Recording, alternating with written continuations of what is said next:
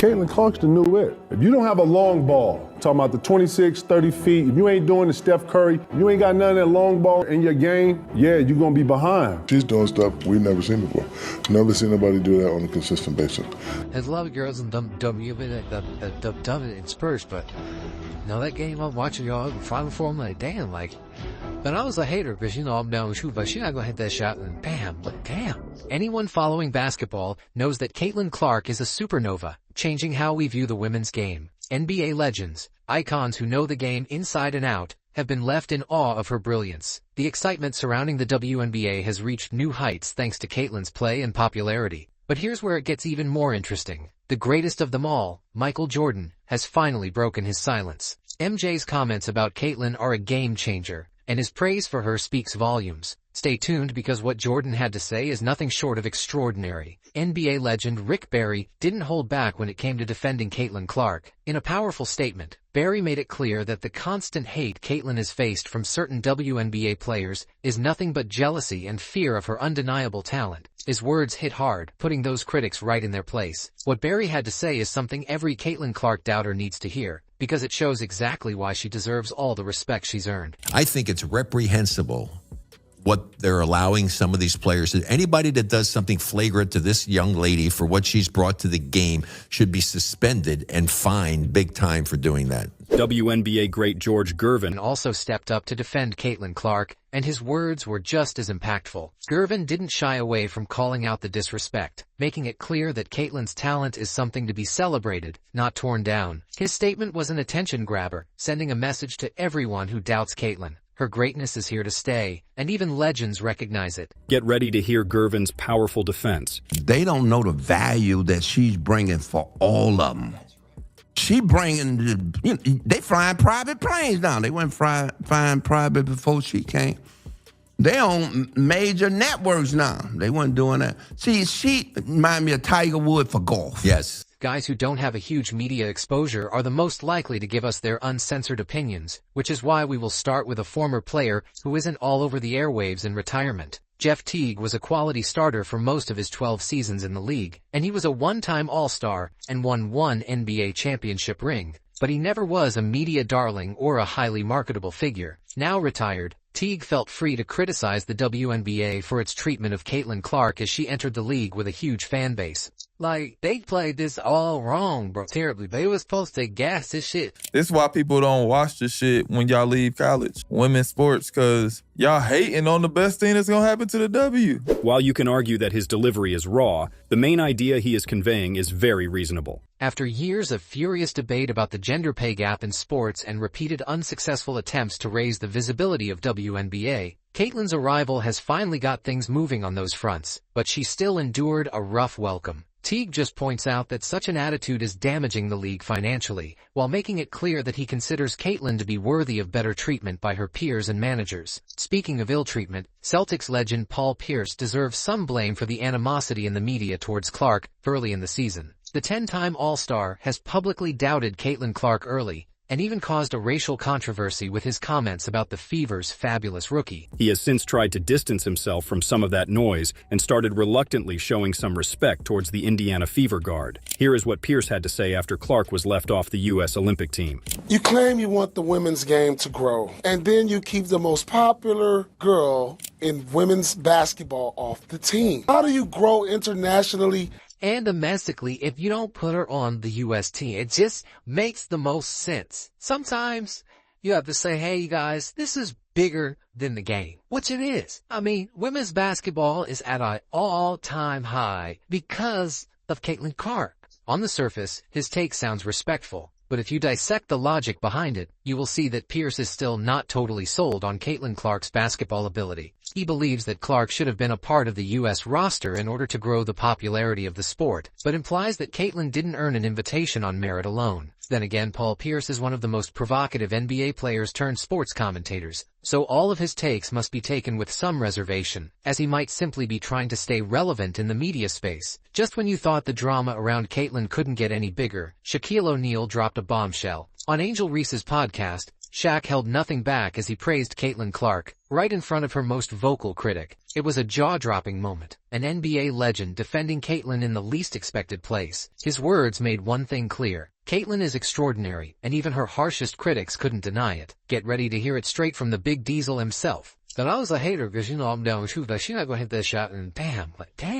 She's not going to hit that shot, man. Like, if I say 10 times you're not going to hit the shot and you hit the shot, that means you're the truth. So I'm telling you now, you just lower it like this. Absence from the biggest sports event of the year may have hurt Caitlin on a personal level, but it could have been a blessing in disguise. That's at least what legendary NBA center and 3-time Defensive Player of the Year, Dwight Howard, thinks. He deliberated back at the time that Caitlin could use the time off to work on her skills and dominate in the second half of the season, which is exactly what happened. The quote from Howard sounds almost prescient when we look back at it. She is a great player. But it's a lot of players that, no lie, who, as far as basketball-wise, they have the edge over her of why they should be playing in the Olympics right now. Mind you, this should motivate her. This should make her go harder in the gym. The 3 weeks that day off, she should get in better shape. Caitlin Clark looked much different since the Olympic break. And while we don't know how much the omission from the team sparked her fury and motivated her, she definitely found her groove. Traveling to Paris and potentially sitting on the bench for a stacked team could have thrown Clark off her rhythm, not to mention the possibility of a random injury that could linger upon her return. Dwight saw an opportunity for Caitlin, where everyone else saw only failure and lack of respect, and he was smart enough to realize that a player of Clark's caliber is perfectly positioned to capitalize on that opportunity and prove she is better than most of the players selected ahead of her. Still, with Caitlin Clark, you always have to take the big picture into account. Hall of Fame point guard Isaiah Thomas was always able to see all the angles, on and off the court. After his stellar playing career that culminated in back-to-back NBA championships for the Detroit Pistons, Thomas went on to work as head coach and executive in the NBA for many years. When asked about Clark, Thomas had a predominantly positive view, with one little twist in the end.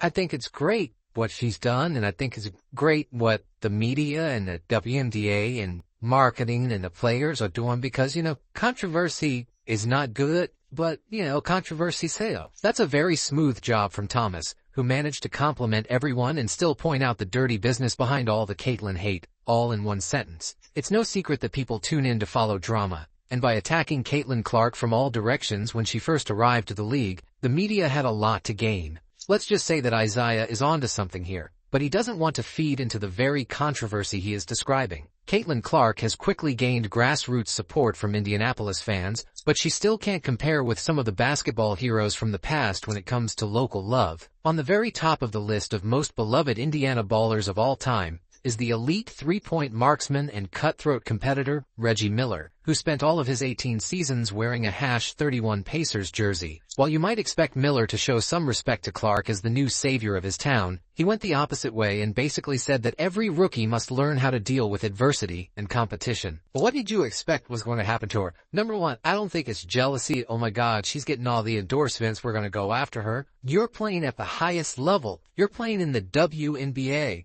You're coming from college and you're going to the pro ranks, right? What did she expect was going to happen? Why are people so shocked? Right? You're playing against grown women.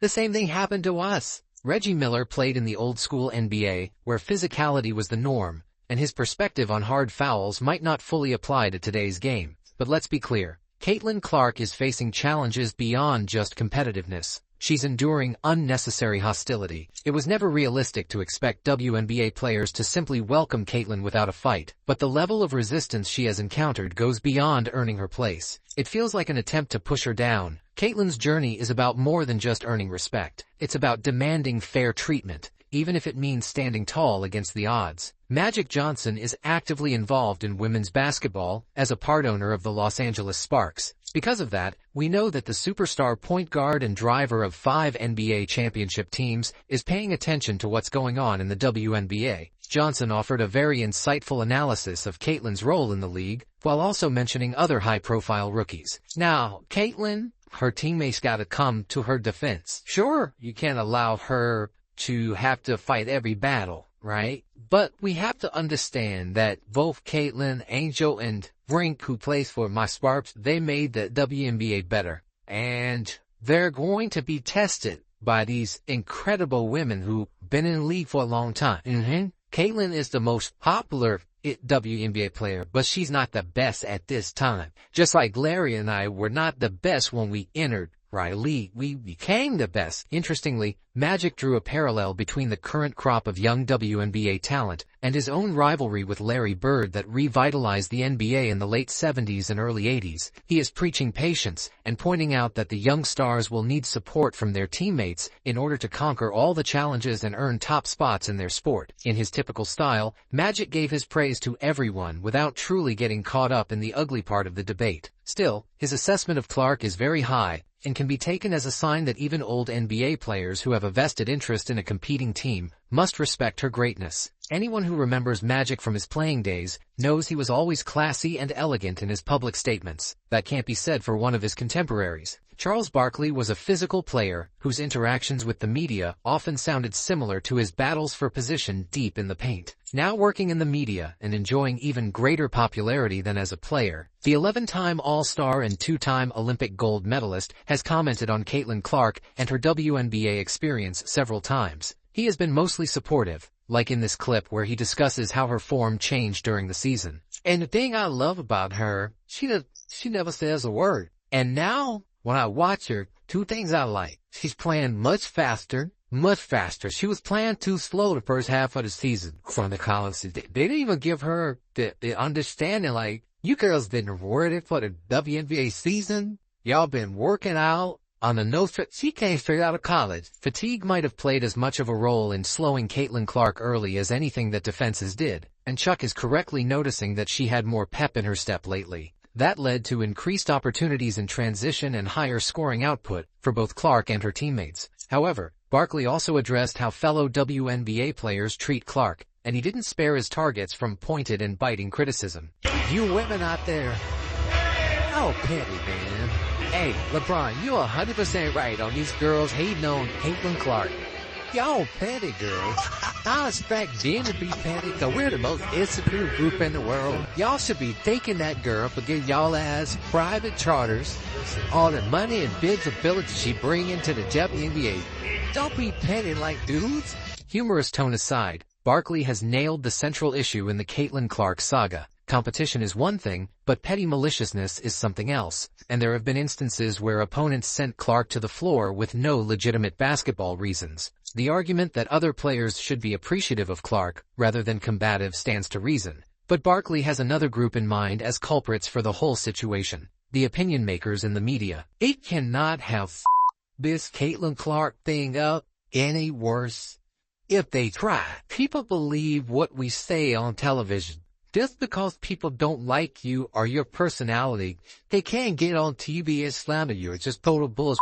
This girl is incredible. The number of attention, eyeballs she's brought the cards and the pros, and for these women to have this petty jealousness, you say to yourself, damn, what is going on here? You can't blame Barkley for being irritated by what he sees as injustice. WNBA sees Caitlin Clark as a cash cow, but it doesn't do enough to protect her on the floor and promote her as the future flag bearer of the league. Part of that comes from corporate caution, as the decision makers prefer to let the season play out before they formulate a strategy around Caitlin Clark's rapid ascent to superstardom. The other part may indeed be related to personal dislike of Clark among some key media members, and that's just not acceptable in a professional environment. Micheal Jordan has finally broken his silence on Caitlin Clark, and he didn't mince words. The WNBA owes Caitlin a lot for what she's done for the game, MJ said. Jordan also called for changes in officiating, emphasizing that the refs have been unfair to Caitlin and it's time for the league to make things right.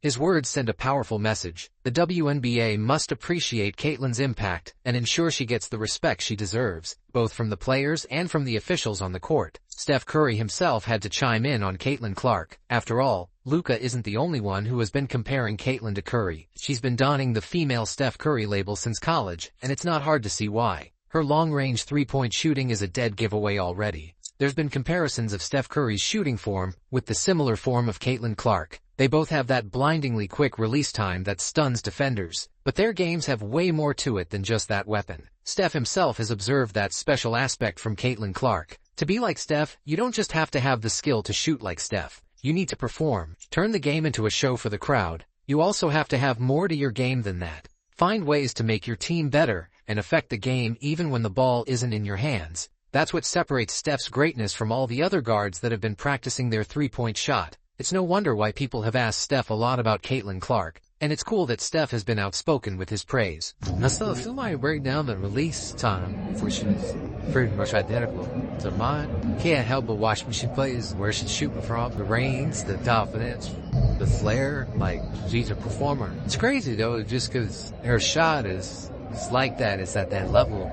If you really watch, like, her floor game, that's impressive, so it's kind of the total package. And he ended up Fred breaking that record, and the amount of attention that she has gained over the course of these last couple of years. Every building she goes into, there's a different energy. Like, it's great for her, great for women's basketball. Steph represented the NBA during a landmark three-point shootout with the WNBA's. It was a thrilling matchup that was close until the end, with Steph edging out the win. Maybe now that NBA versus WNBA three-point shootouts have been established, Caitlin Clark could have a shot at going toe-to-toe with her idol too. She has declined to join the three-point contest so far, but is open to it in the future, she says. I know all of our fingers are crossed that she does. If Caitlin Clark wants to find some solace in the words of NBA legends, it's best to listen only to those who have the resumes to back their opinions. Former MVP and NBA champion Kevin Garnett has a reputation as one of the hardest workers in his sport, and his famous toughness and bravado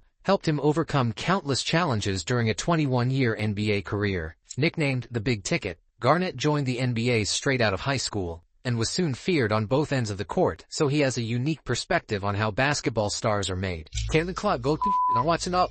Man, rookies, you're gonna go through some and guess what? Where you're at, when you got the bulls ahead, when you wait, it's gonna come with some and nobody's hitting y'all with the step back in the hive. Yeah, it's a compliment. Yeah, you fair. Not only does Garnett think it is normal for a rookie to deal with rough play and taunting, he believes it is a stepping stone toward greatness. The best ones have to prove their worth, and through that process the special players build their winning mentality. According to him, Caitlin should take the attention from defenses as a sign of respect, and just go with the flow. It's an interesting point of view, even if it may not be shared by all retired NBA players. The legend of Caitlin Clark continues to grow, and this is especially evident in the way the biggest names of the sport are talking about her. Since she started playing well and her team entered the playoff picture, she is increasingly recognized as the real deal, to borrow a phrase from Shaq. There is an old saying that game recognizes game. So the support of certified masters of the craft means much more than the opinions of journalists who never played basketball.